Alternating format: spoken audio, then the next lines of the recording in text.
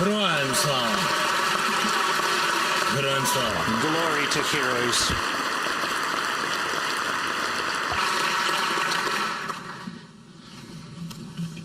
Thank you so much.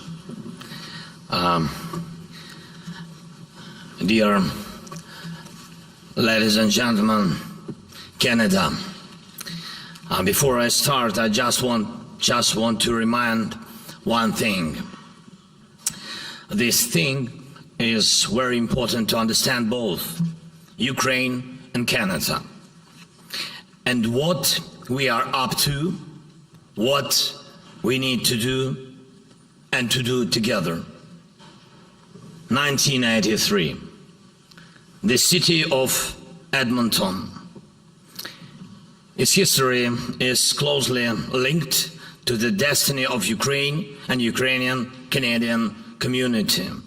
That here in Edmonton, the first monument to the victims of Holodomor was built in the world.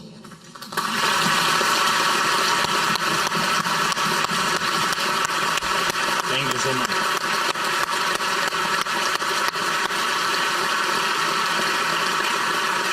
Thank you. Was built to remember the genocide against the Ukrainian people, the genocide ordered and perpetrated by Moscow, the first ever Holodomor monument in the world. At that time, Ukraine didn't yet have memorials commemorating the victims of genocide of Ukrainians, because Ukraine was under Moscow's control back then. This fall will mark the 40th anniversary in that first and very important commemoration of the victims of Holodomor. A lot has changed since then. Ukraine gained independence. Ukraine is restoring its own historic memory. Dozens of other countries, their parliaments, their governments have already recognized Holodomor as the genocide of the Ukrainian people. And this year alone, there have been 11 of such recognitions. And I'm sure that the world, the whole world, will recognize the truth about Holodomor. But there is something that has not changed either in 40 years since the monument in Edmonton was built, or in 90 years since the Holodomor. Moscow now, as always, is bent on controlling Ukraine and makes use of all available means to do that, including genocide. It is genocide what Russian occupiers are doing to Ukraine. And when we want to win, when we call on the world to support us, it is not just about an ordinary conflict. It is about saving lives of millions of people. Literally, physical salvation. Ordinary women and men, children, our families, whole communities, entire cities. Russia's destruction of Mariupol, of Volnovakha, or Bakhmut, or any other city or village in Ukraine must not go unpunished.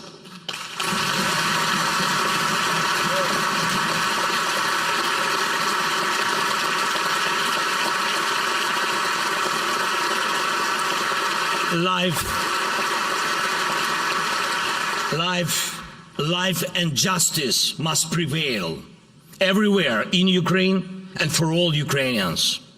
This Russian aggression must end with our victory. Yes.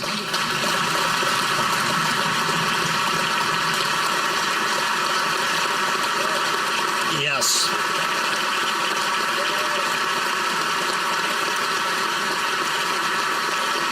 So that Russia will never bring back genocide to Ukraine and will never ever try to do so. Moscow must lose once and for all, and it will lose. Dear speakers, the whole Parliament of Canada, dear Justin, Mr. Prime Minister, ladies and gentlemen of the government, dear representatives of all the communities and cities, all citizens of Canada. In my opinion, one of the most startling qualities of your country is that justice is not an empty word for Canada. Another extremely important fact about you is that you never ever make a political bet on hatred and enmity. And you are always on the bright side of history. Thank you.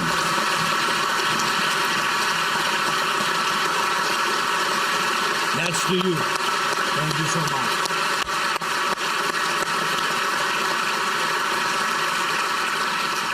During the First World War and in the time between those terrible wars, and during the Second World War and during the Cold War, you always defended freedom. You have always defended justice. And I had no doubt that you would choose the side of freedom and justice when Russia launched a full-scale war against Ukraine. Thank you. But it is never enough only to choose the right side. You also need to be able to be a leader on the side, and you do. You are a leader, and I thank you for that, Canada. Thank you. Thank you. Thank you so much. Thank you very much for your political support for Ukraine. And this is truly support of a leader. And it is global in scale. Because when you are fighting for something, when you are fighting for good, in human nature, the false neutrality looks obviously immoral. When one sees true leaders, all others who are afraid to be real, to speak out, to fight, have only two opinions: to change or to be looked down.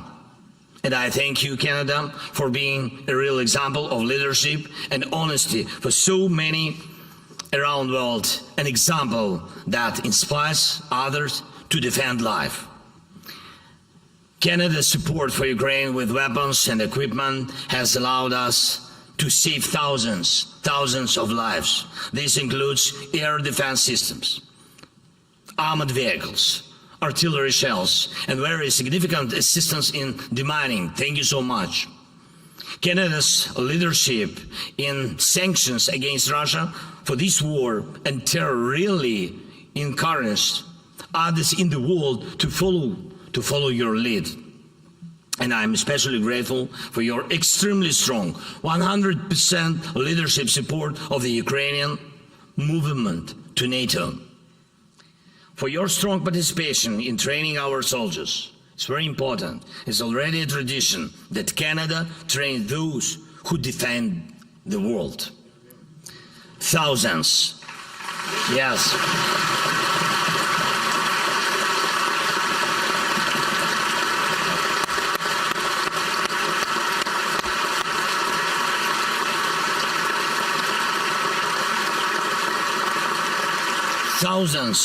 Thousands and thousands of pilots during the Second World War, thousands of Ukrainians now, and this is what makes victory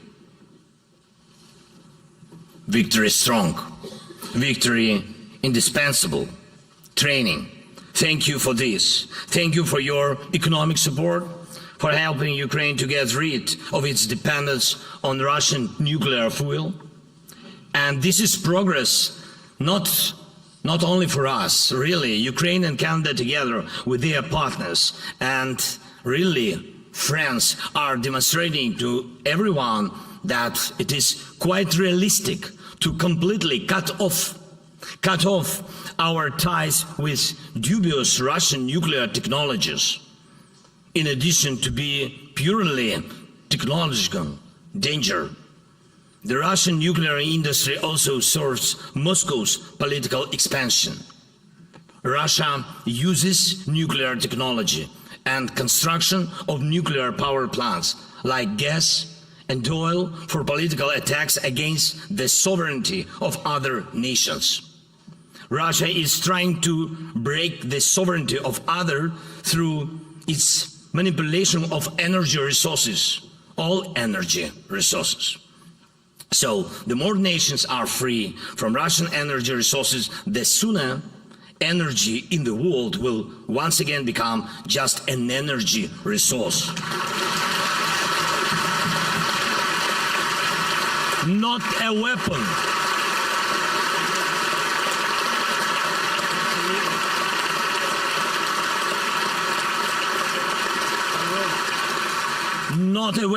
Not a weapon against sovereignties. Another important area of our cooperation, literally justice. Today, in talks with Prime Minister, with Justin, we discussed the Canadian initiative for the G7 to set up efforts to confiscate Russian assets. Those funds that Russia and its henchmen used to pay for their war should be used to fairly compensate for the damage caused by war and terror.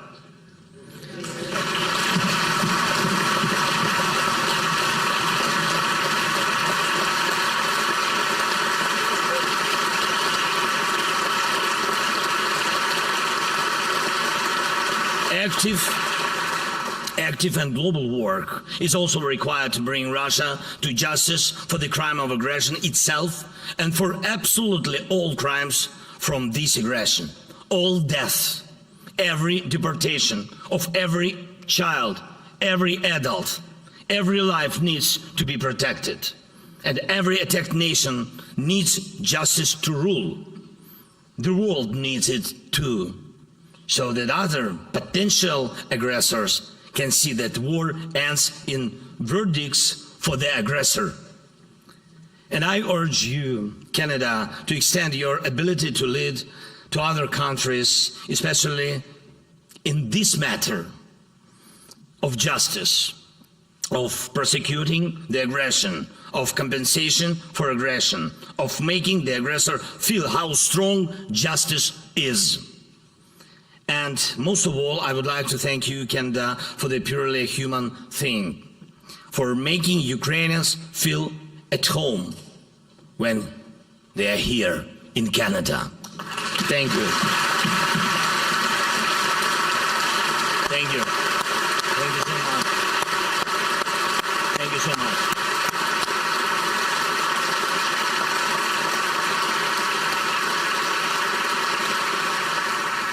And this is, you know, this is not just a legacy of history, this is a legacy of character. The Ukrainian-Canadian community is about millions of Ukrainian destinies that have become the destiny of Canada with all its diversity of communities. Freedom, loving, courage, our special inner call for justice. The ability of our people to share comfort wherever they go, to build and create, not to ruin or humiliate. Ukrainian flags in Canada are a part of everyday life as absolute trust to Canada in Ukraine. In fact, such proximity provides many answers, including answers to the question about this war. Can we give up? No. Can we betray the good in human nature? No. Can we agree to evil? No. Can we allow our identity to be erased? No. Ukraine and Canada are the same. We stand and we fight for life. Ukraine, not genocide, will be victorious in this war. People will be the winners, not the Kremlin. Freedom will be the winner. Justice will be the winner. You can know this for sure about us. because you know for sure about yourself that you would never submit to evil.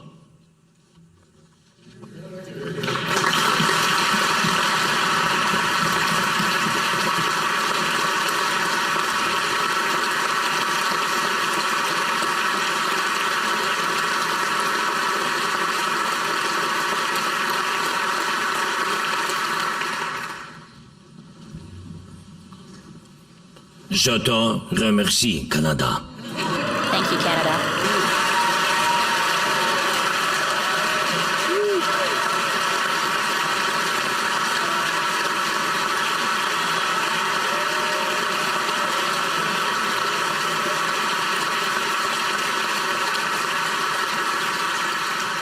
And may one day soon a monument be built in maybe Edmonton.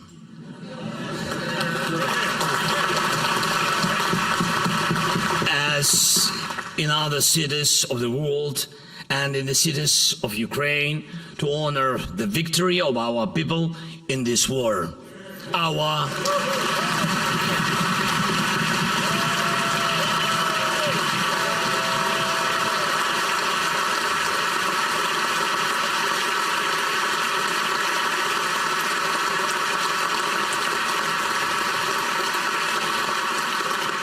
common victory with you, the people of Canada, with all your communities, with all your legacy of good. Ladies and gentlemen, today me and my beautiful First Lady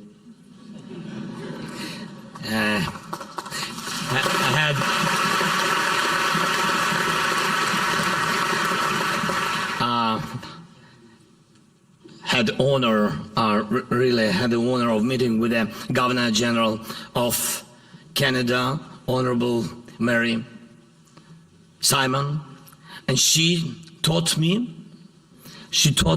a word from her mother tongue. Ayuinata. She said the meaning of this word is don't give up, stay strong against all odds. And so shall it be. Ayuinata, Canada. Ayuinata, Ukraine. Слава Україні!